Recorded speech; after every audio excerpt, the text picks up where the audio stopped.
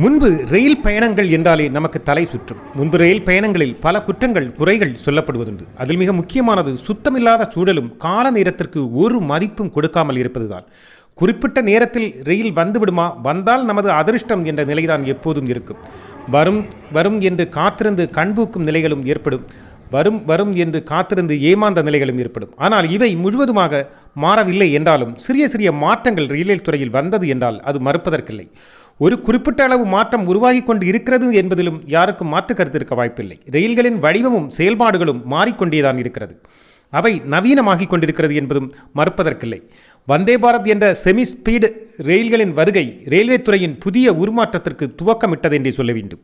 வந்தே பாரத்தை தொடர்ந்து நமோ Bharat, Vande Bharat metro, bullet ரயில் என தொடர்ச்சியாக புதிய வரவுகளின் தகவல்களுமாக ரயில்வே துறை தன்னை புதுப்பித்துக் கொண்டிருக்கிறது என்றே சொல்ல வேண்டும். மட்டுமல்ல, முடிமுதல் அடிவரையிலான மாற்றத்தை நோக்கிய பயணத்தை துவங்கி இருக்கிறது என்றே சொல்ல வேண்டும். இந்த வரிசையில் 2023 நமது பாரத பிரதமர் நரேந்திர மோடி அவர்கள் நாட்டிற்கு நமோ பாரத் ரயிலை அர்ப்பணித்தார். சர்வீஸ் துவங்கி குறைந்த கால அளவிலேயே இது சாதனை படைத்திருக்கிறது. 6 மாதத்தில் 10 லட்சம் பயணிகளை சுமந்திருக்கிறது இந்த நமோ பாரத் ரயில்.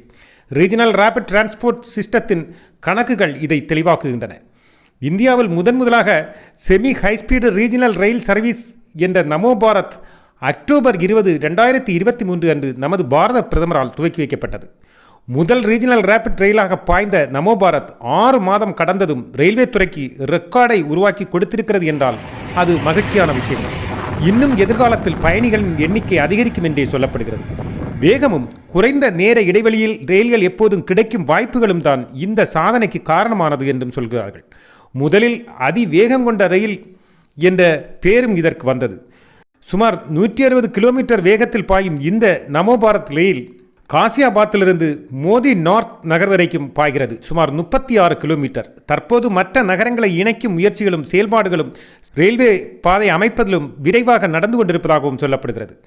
8 ரயில் நிலையங்களை இணைக்கும் இந்த சாகிபாபாத் முதல் மோடி நார்த் வரையிலான தூரத்தில் ஓடும் இந்த ரயில் டெல்லியிலிருந்து மீரட் வரையிலான ரீஜனல் ரேபிட் டிரான்ஸ்போர்ட் சிஸ்டம் 2025 ஜூனிற்குள் நிறைவரும். இது 83 கிலோமீட்டர் தூரம் என்பதும் குறிப்பிடத்தக்கது.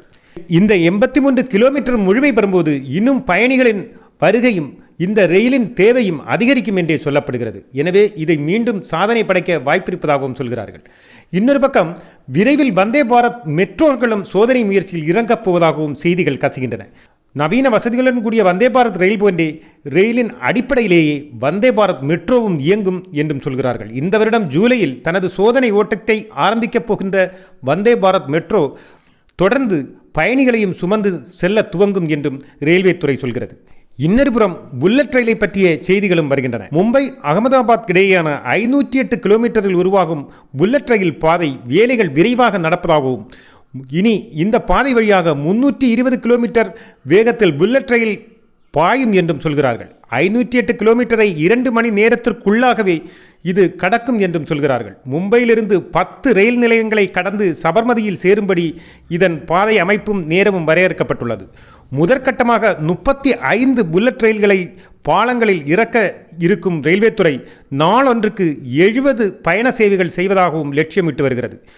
வருடத்தில் 6 கோடி பேர் இதில் பயணிக்க இயலும் பயணிப்பார்கள் என்பதும் ரயில்வே துறையின் எதிர்பார்ப்பு. ஆக மொத்தத்தில் ரயில்வே துறை தன்னை புதுப்பித்துக் கொண்டு எதிர்காலத்தை நோக்கிய புதுமையில் பாய்கிறது என்றே சொல்ல வேண்டும்.